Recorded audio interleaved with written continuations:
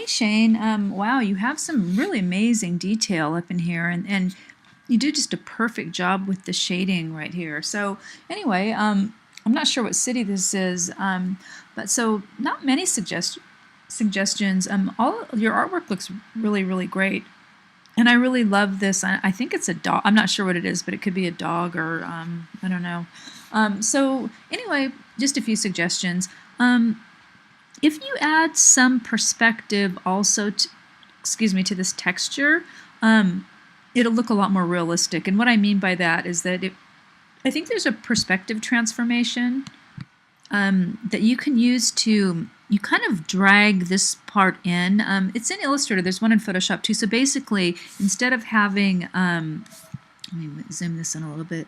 Instead of having this look all up and down, which doesn't, it's not correct perspective because this would be looking straight down, kind of like this. When you think of perspective, even texture has perspective. So see how these are really big in the foreground? They're just a lot smaller as they recede. That's another one of those things you learn from drawing. So that's one suggestion that I would have for that. Another thing is, I wouldn't keep everything so symmetrical. It just ends up looking a little bit static when you've got, you know, the center and then something completely balanced on each side. It's just less dynamic than making something, you know, just creating some more visual hierarchy by making something bigger or smaller. So even if you change the size, like if you know, again, if you want something to come forward, make it bigger. So you could put him up here and just make it a lot bigger. It would look like it's coming closer, if you know what I mean. And same thing with the trees. And again, if you look at some of those examples that I posted, they can give you kind of a clue, you know, as to what other people have done to create depth. And you can see that when things get further away, they're a lot smaller. And again, overlaps really work to create depth and you know, unity as well. So again, you might want to just look at some of the elements that and just think also where you're going to put your text, because that's going to be really important. And again, you know, notice this trees and the repetition, and again how they're changed in scale. So that's a couple different things to think about that you could do right now with the elements that you have. And again, see how this is so much smaller in the background because of the rules of perspective. One other thing that I would suggest is, and it comes to the clouds, there's a couple really cool tutorials. Oh shoot, where does it keep disappearing?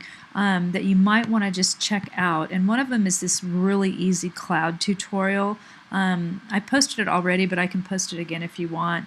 And another one is this other tutorial that kind of makes these kind of Twitter-looking clouds that they show there. But again, just doing something like this, which is just like a little bit of a gradient, you know, 3 different colors, just looks a little bit more, will look a little bit more unified in your piece. So, and one more suggestion, this right here, since you've got dark on dark, you can't really see this guy. So you might want to really think about what, you know, what maybe you want to make this a little bit lighter in the background, these blacks and these arches, and then he's going to stand out more, or maybe you want to make him lighter. And if you want him to really be big and central, put him down and make him a little bit bigger. Then he's going to look a lot closer. But again, really think of where you're going to put that type in. I mean, if it was me, I would move this whole thing over a little bit so it wasn't centered. That would leave some negative space over here to add the city name and so on. And again, make sure to kind of make your attractions, you know, really stand out. So you know, they're really, you know, it's really evident what the attractions are. Okay, but really great artwork. You're doing really great in Illustrator. This is just really wonderful work. Okay.